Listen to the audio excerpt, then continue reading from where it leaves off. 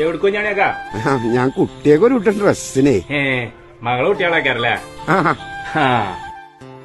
മരോ മരിച്ചിട്ടേ മകളും കുട്ടികളൊക്കെ ഇപ്പൊ മൂപ്പര ബാധ്യതയാണ്. എന്നാലും ഒരു മനുഷ്യനോട് കജ്ജ് കിട്ടാതെ അയാള് ജീവിക്കണ്ട്. അത് ശരിയാണ്. കുട്ടി അതൊന്നും എടുത്താ. ഏത് ഇതാണോ? അത് തന്നെ. ഇപ്പൊ മതി.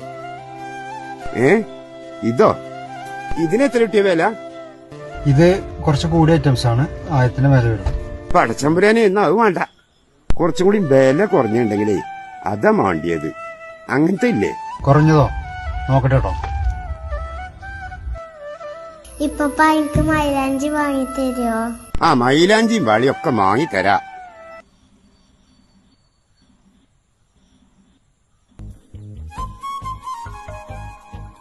പടച്ചമ്പുരാനെ ബാലനല്ലേ വരുന്നത്?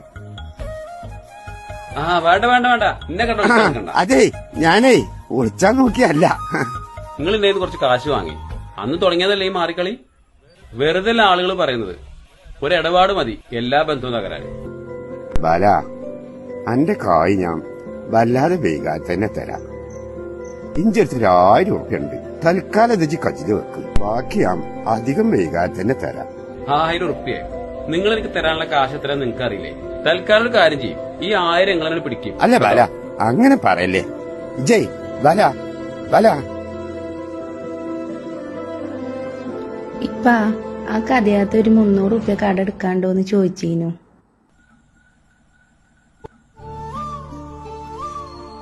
അല്ലാ പെരുന്നാള് കഴിച്ചാപ്പഞ്ഞ 1000 ഉറുപ്പ്യാണ് ഉള്ളത്.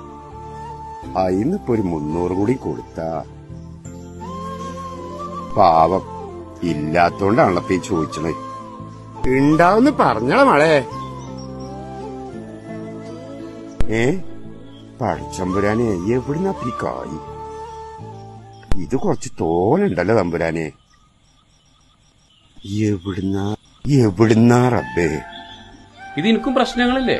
തൽക്കാലം നിങ്ങൾ ഒരു കാര്യം ചെയ്യും. ഈ 1000 ഉറുപ്പ്യ നിങ്ങളെ പിടിക്കും. അതെ കേട്ടോ ബാല ജയ് മോനോ ആ ഫോൺ നിന്ന് കാട്ടിക്ക. ബാലേട്ടനൊന്ന് വിളിച്ചു നോക്കട്ടെ. ഹലോ